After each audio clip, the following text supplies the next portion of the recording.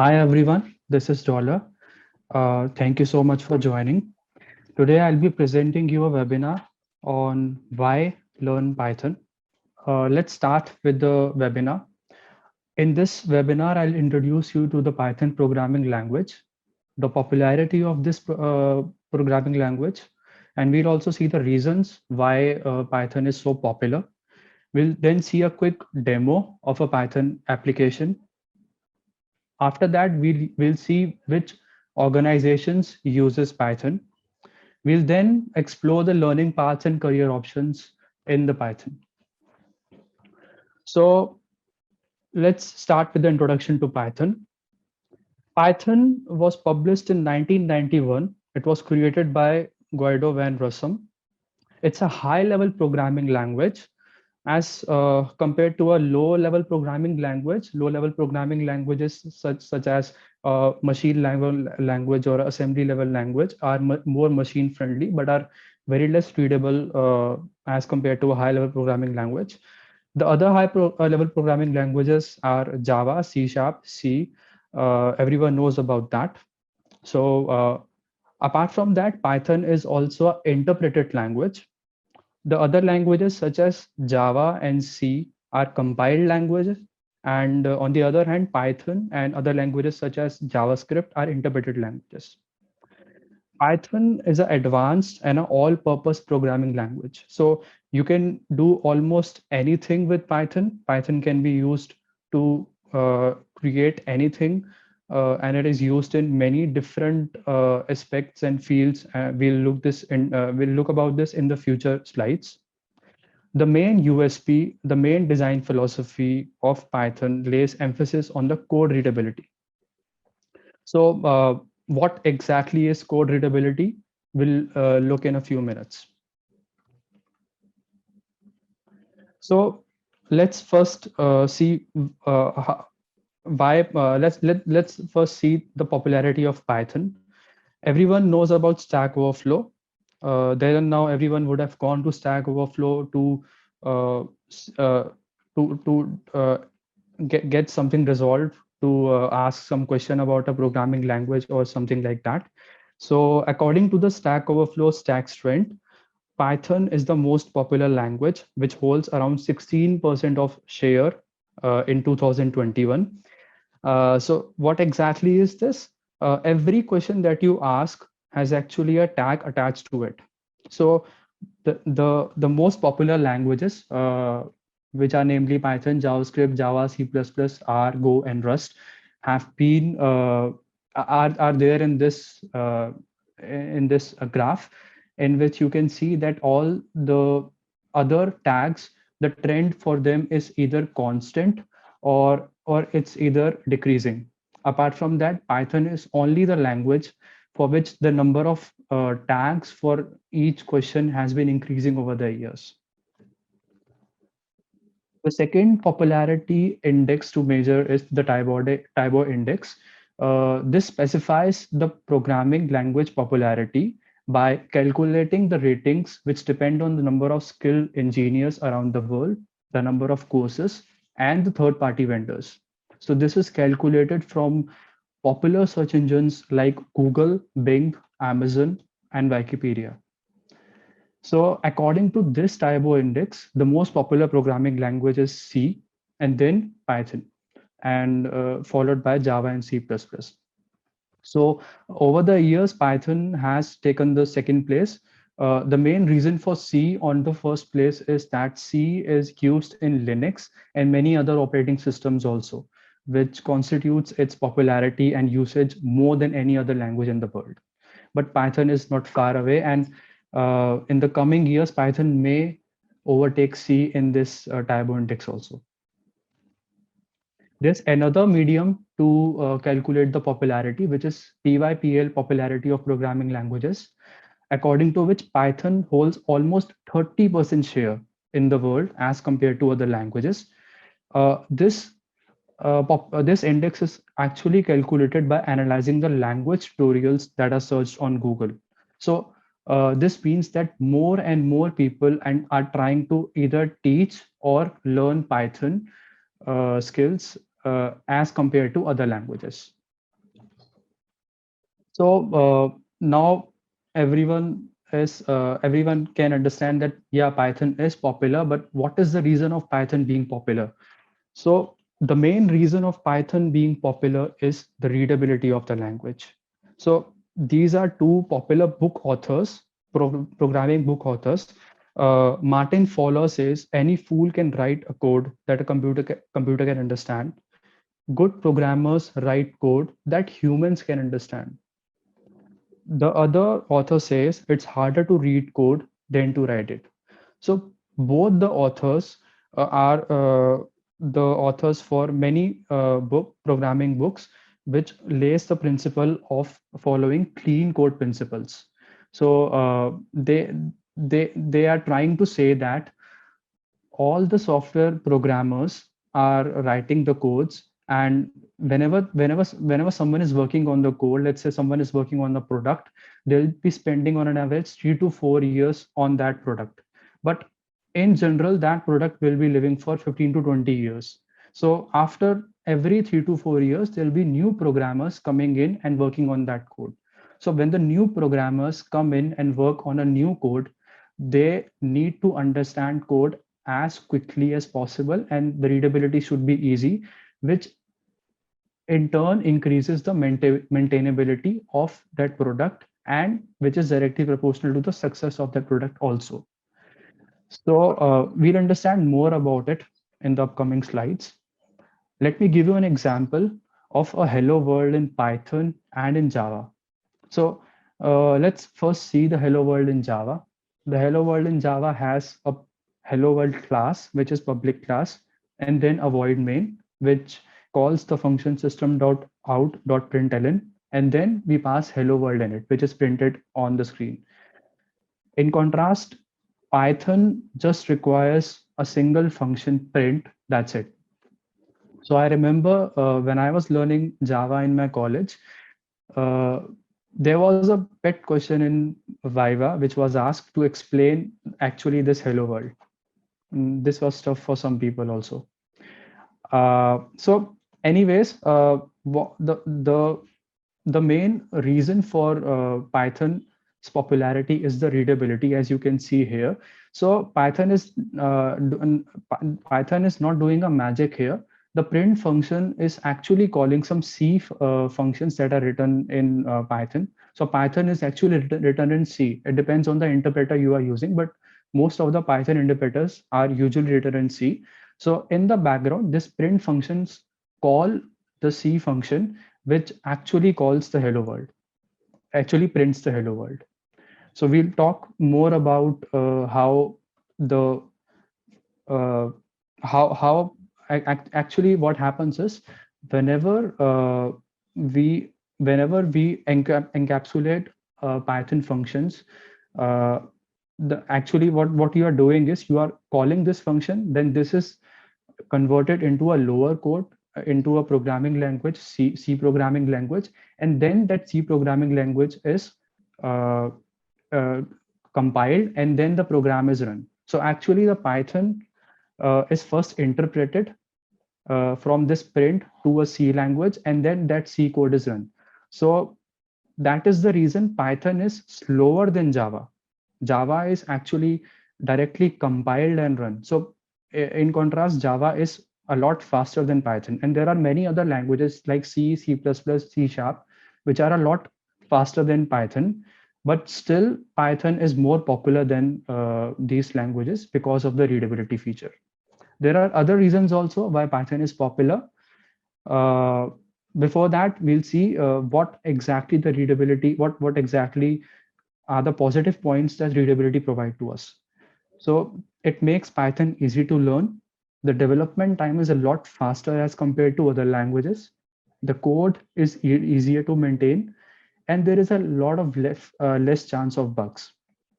Now, all these features are if you have all these, if you don't get all these features in the other programming languages, then there are some people in the industry which who prefer Python over the other languages in fields, especially where speed is not a big issue.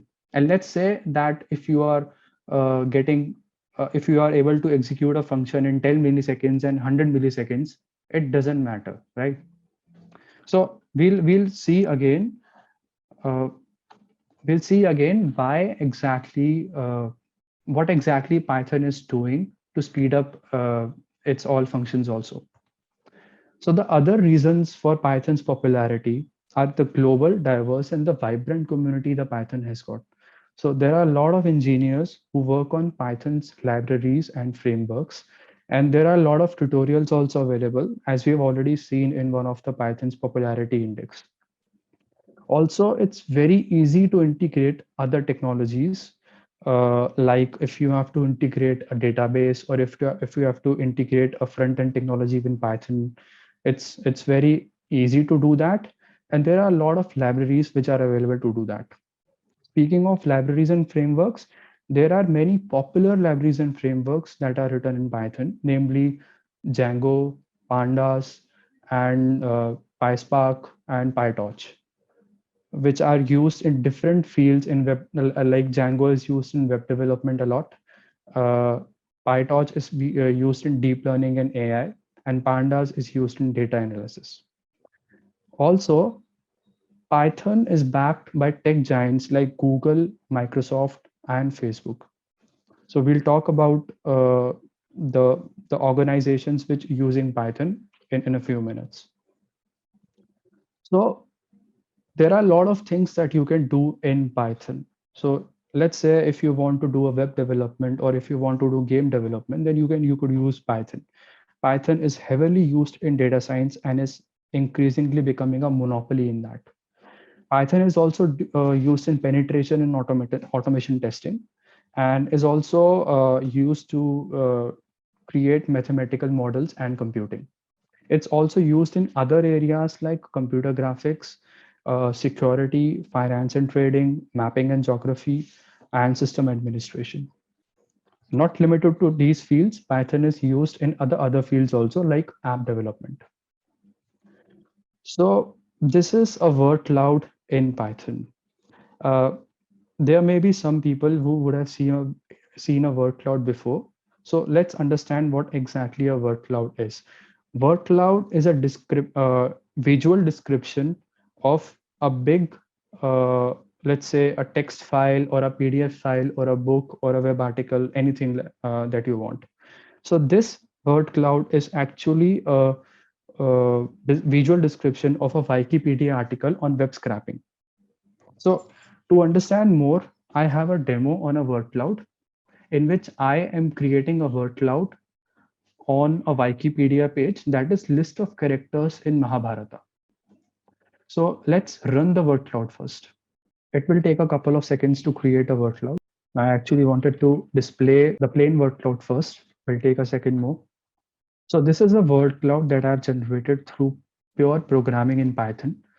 So as you can see that there are words like Pandava, King, Krishna, Kurukshetra, Arjuna, Mahabharat, Bhima that are easily visible because they are larger in size as compared to the other words like Shantanu, Abhimanyu, etc.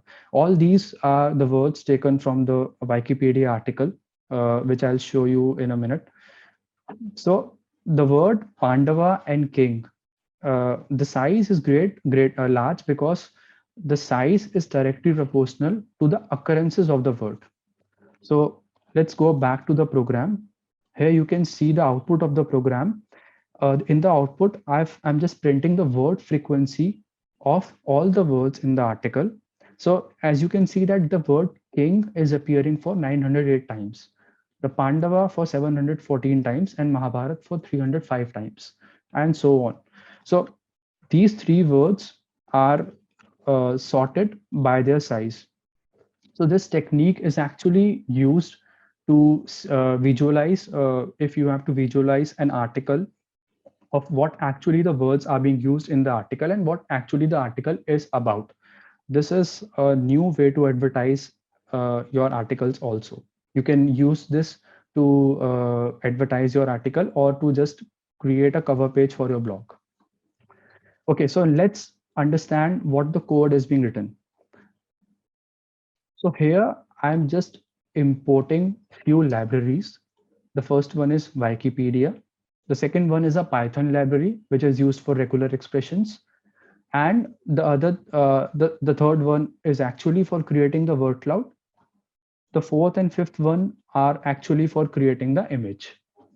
And the main thing to note here is that these libraries, some of them are third-party libraries, and some of them are Python's internal libraries. So the main USP of Python, as I said before, are these third-party libraries, which make your work a lot easier. So here I've added some stop words. Stop words are actually words which you don't want to go to uh, the word cloud. So let's say if I just remove the word sun here, it will start appearing in the word cloud. But that is of a lot less significance as compared to the other words. So I've added them in the word cloud. So I'm actually this is my custom stop words that I've added for just Mahabharat. There are some stop words which are already available through the word cloud library, which contain a lot of English grammar words and article words. For example, a, the, was, etc.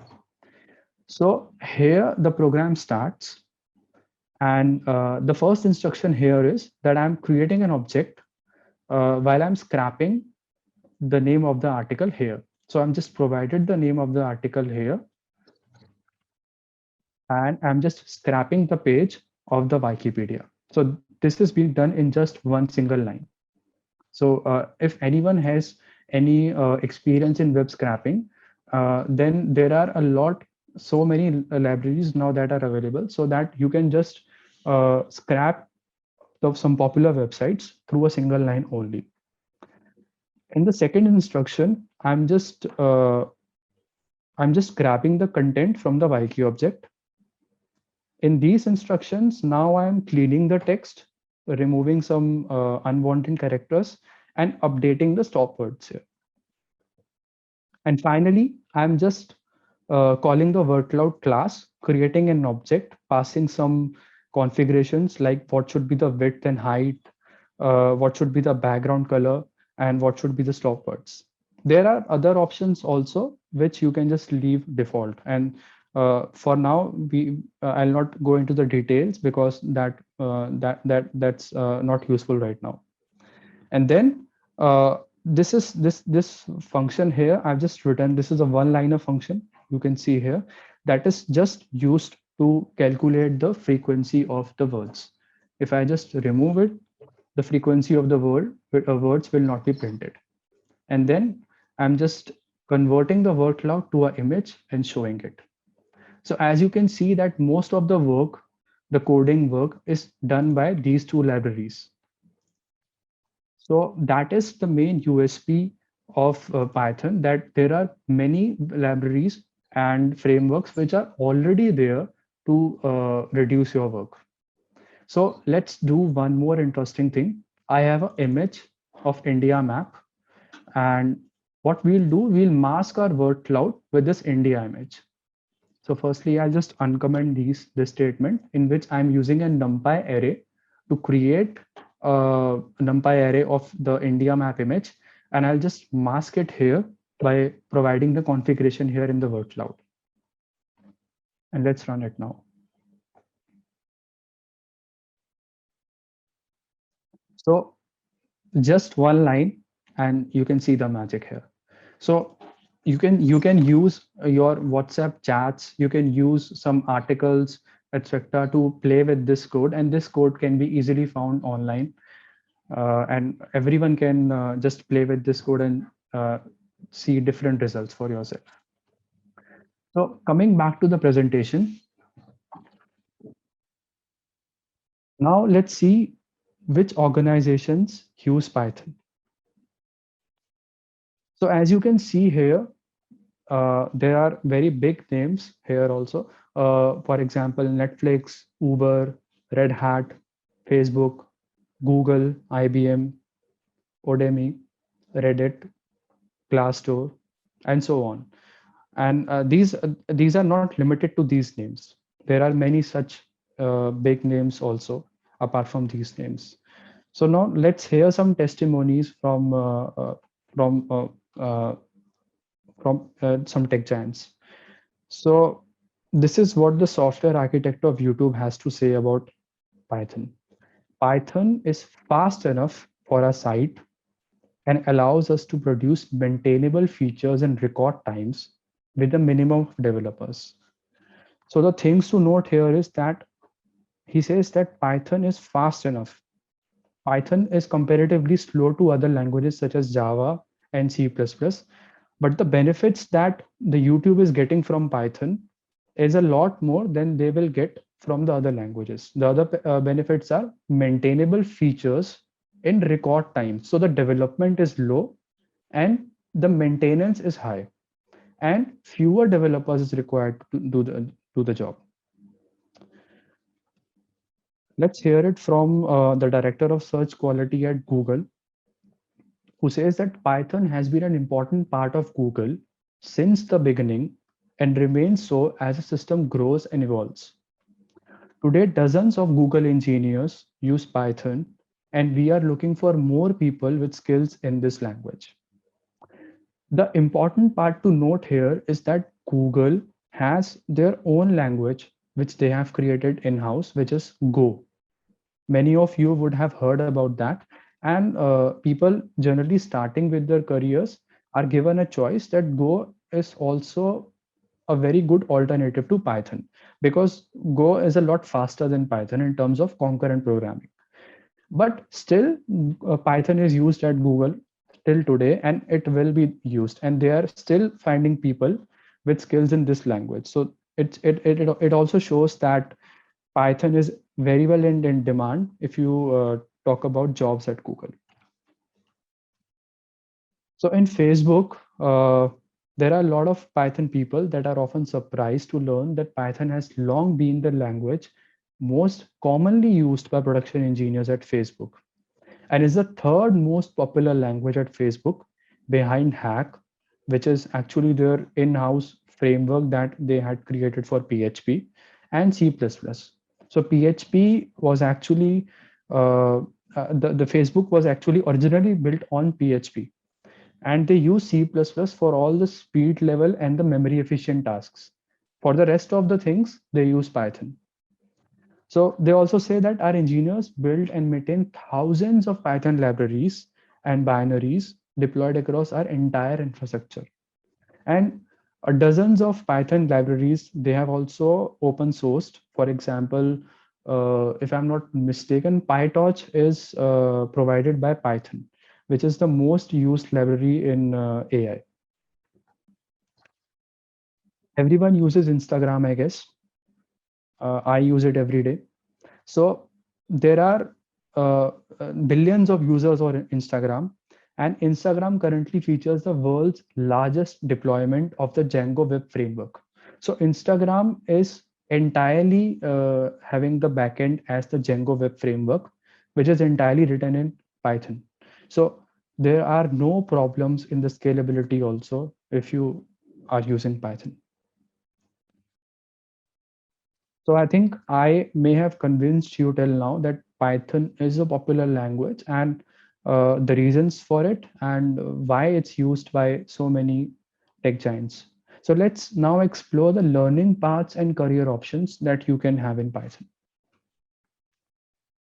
So here you can see a couple of paths such as web development, data science. Let's just look into web development first. In web development, you can do full stack development, which is both front end and back end development. You can also be a pure back end developer. You can also just write REST APIs and do web scraping. And apart from that, you can create some automation tools in Python. Some of the popular web frameworks are Django and Flask. Fast API is the newest of them. It's, I think, just 3 years old, and it's becoming one of the best and the fastest web frameworks ever. It's faster than Node.js also. So let's come to data science. So as I said before, Python has a monopoly in data science. So it's a go-to language if you have to do something in the data science. So for data analysis and data exploration or data visualization, So data visualization is the one thing which we were doing right now when we were creating a word cloud. That is a part of data visualization.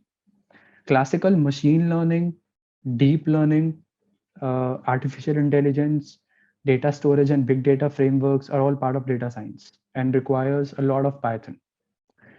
Other aspects like natural language processing and image editing by OpenCV are some more examples and fields that you can do in data science, which require a lot of Python. The other field which in which Python is a lot used is data engineering. Data analysis is also a part of data engineering. Basically, data analysis is majorly the part of data engineering, then data science. Apart from that, distributed data management, creating data engineering pipelines, working with big data and creating data workflows are other fields in data engineering which require Python. Let's come to DevOps now. DevOps is one of the most rising and in-demand fields in the past 5 years that I've experienced. And it's one of a very well-paid jobs in India also. The different things that you can do in DevOps with Python is creating CI/CD pipelines. By CI/CD, I mean continuous integration and continuous deployment, which actually are automating the deployments that we do with our product. Apart from that, you can also create monitoring and logging solution uh, for for any product or for any application, which is a must nowadays. Everyone requires monitoring and logging for their application, and Python is one of the go-to languages for this. Apart from that, you can also do system administration and DevOps. There are some scripts that you can easily write in DevOps if you have to do some system administration. Uh, the most important thing here is working in the cloud technologies. So the most popular cloud technologies like Amazon Web Services, Cloud Platform, and Microsoft Azure. If you have to work in these web services, and if you have to write code for these web services, then again Python is a go-to language here. So this is a JetBrains survey. JetBrains is a popular IDE website. It's a popular organization for creating IDEs, and they conduct a Python survey every year in which all the Python developers take part. So they asked a question to all the Python developers: what do you use Python for? And around 49% Python developers have reported that the primary goal for using Python is for web development. Other than that, 43% use Python for data analysis and 41% for machine learning, and so on. So this is a graph which depicts the highest paying programming jobs in 4 countries in 2018. The trend is has not changed in the past 3 years. So this graph is relevant for now. So as you can see in all, as I said before, DevOps is one of the best and the most paid jobs. And if in India, if you look at the top 6 jobs here, the well-paid jobs, 3 of them need if three of them can you can achieve those 3 of them if you have learned Python. So let's see some key takeaways that we can conclude from this webinar. Python is one of the most popular programming languages. It is used by popular tech giants like Google, Facebook, Instagram, etc. There are plenty of resources and study material available online, although it's difficult to find the best ones. There are multiple career options, and all those many of those options is well paid also in Python. So thank you so much.